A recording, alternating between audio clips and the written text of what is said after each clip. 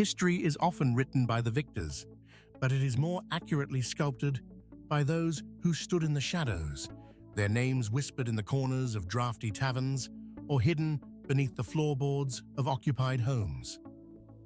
When we think of the American Revolution, our minds immediately conjure images of the founding fathers in their powdered wigs, or the silhouette of George Washington crossing the icy Delaware. We hear the thunder of cannons and the stirring rhetoric of liberty.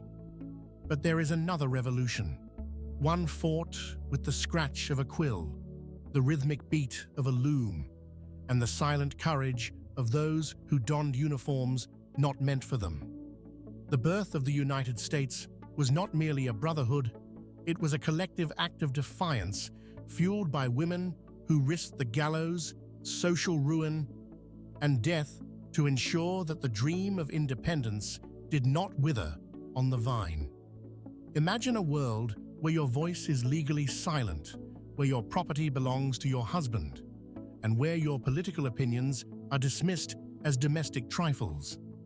This was the reality for women in the 1770s. Yet, as the colonies began to boil with the fervor of rebellion, these women realized that the fight for liberty was their fight too. They didn't just wait for the men to return from the front, they brought the front to their doorsteps. Consider the power of the written word. Long before the first shot was fired at Lexington, a woman named Mercy Otis Warren was sharpening her pen like a bayonet. Born into a family of Massachusetts firebrands, Mercy was a self-taught intellectual in an era that discouraged female education. While the British leadership viewed the colonists as mere subjects to be managed, Mercy saw them as a people destined for self-governance. She didn't just write letters, she wrote satirical plays that mocked British officials, stripping away their aura of invincibility with biting wit and sharp political insight. Her home became a secret headquarters for the Sons of Liberty. In a time when women were expected to be invisible in the political sphere, Mercy Otis Warren was the intellectual architect of the rebellion, corresponding with John Adams and Thomas Jefferson, and eventually writing one of the first comprehensive histories of the American Revolution. She understood that to win a war, you must first win the battle for the mind. While Mercy fought with ink, others took to the fields in a far more literal sense. The legend of the American soldier is typically one of a man in a blue coat, but hidden among the ranks of the Continental Army was a soldier named Robert Shirtleff. For nearly 2 years, Shirtleff marched through the mud of New York and braved the biting cold of the Hudson Highlands. Shirtleff was a model soldier, strong, disciplined, and brave under fire. But Robert Shirtleff had a secret. Robert Shirtleff was, in reality, Deborah Sampson. Deborah's journey was one of pure, unadulterated grit. Raised as an indentured servant, she had no wealth or status, but she possessed an indomitable spirit. In 1782, she bound her breasts, cut her hair, and enlisted. Her story is not just one of disguise, but of incredible physical endurance. During a skirmish near Tarrytown, she was wounded in the leg by a musket ball. Terrified that a doctor would discover her true identity, she did the unthinkable. She crawled away from the medical tent and used a penknife and a sewing needle to extract the lead from her own flesh. She returned to duty, her secret intact, and continued to fight until a fever finally forced her into the care of a physician who realized the truth. When her identity was revealed, she wasn't punished for her deception. Instead, she was honorably discharged, recognized for her service by the very generals who led the nation. She proved that the fire of patriotism did not care for gender. It burned just as brightly in the heart of a woman as it did in any man on the line. But the revolution wasn't only fought on the open battlefield. It was fought in the dead of night through coded messages and clandestine meetings. History often remembers Paul Revere's midnight ride, but few remember the 16-year-old girl who rode twice as far through a drenching rainstorm to save her town. Her name was Sybil Luddington. On the night of April the 26th, 1777, after a messenger arrived at her father's house with news that the British were burning Danbury, Connecticut, Sybil didn't hesitate.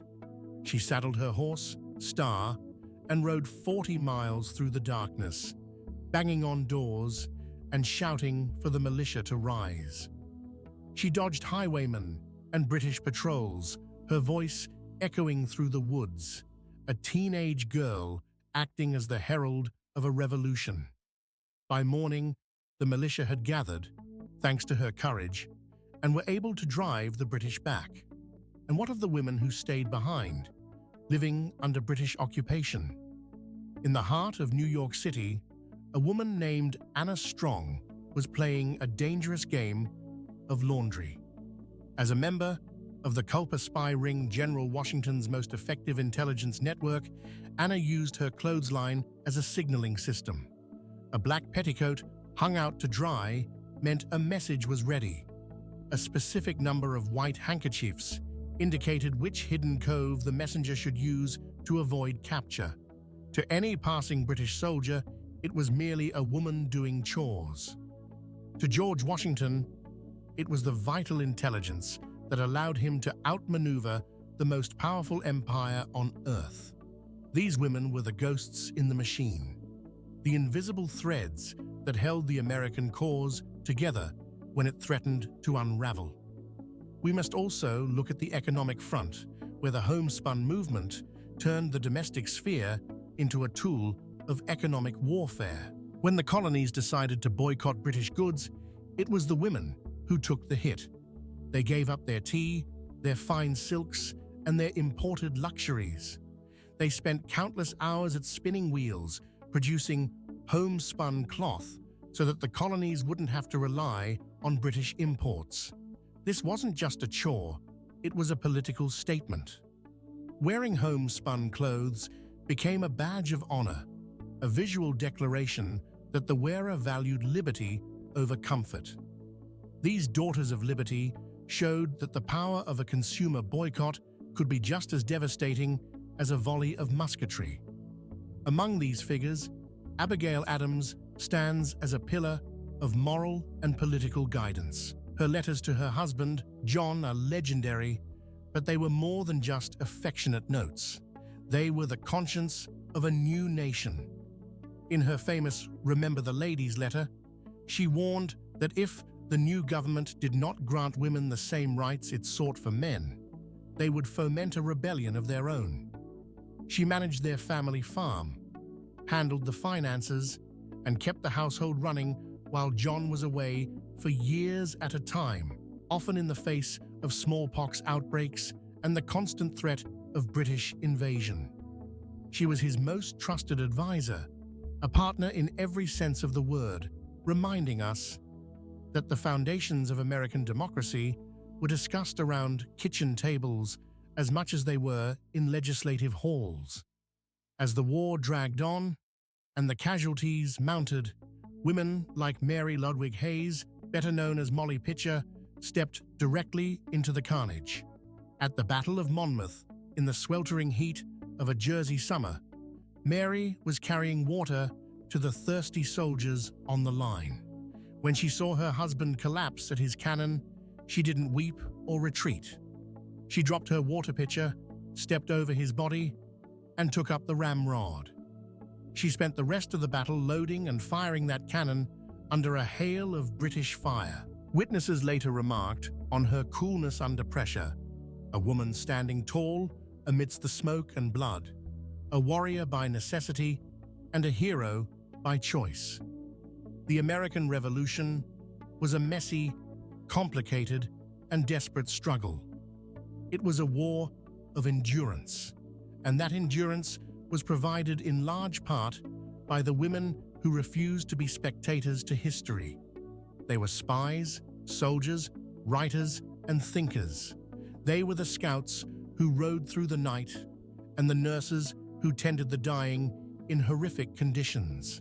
They were the ones who kept the farms running and the economy alive while the world they knew was being torn apart. They did all of this without the promise of the vote, without the right to hold office, and without the expectation that history books would one day carry their names. They fought because they believed in the idea of liberty, even if that liberty didn't yet fully apply to them. They were the silent architects of the American spirit, proving that the price of freedom is paid by everyone, regardless of the clothes they wear or the roles society expects them to play. When we look back at the birth of the United States, we see a tapestry of courage that is far more vibrant and diverse than the traditional narrative suggests. We see Deborah Sampson's hidden scars, Mercy Otis Warren's sharp-edged prose, and Sybil Ludington's rain-soaked ride. We see the bravery of those who took up the pen, the sword, and the plow to forge a new future. As we reflect on these stories, we have to ask ourselves, how much of our history remains hidden simply because we haven't looked closely enough? If these women were able to change the course of a global empire from the margins of society, what does that say about the power of the individual today? The American Revolution wasn't just won on the battlefield. It was won in the hearts of those who refused to be told they didn't belong in the fight. Whose story are we missing today, and what can we learn from the women who, in the face of total exclusion, decided to change the world anyway?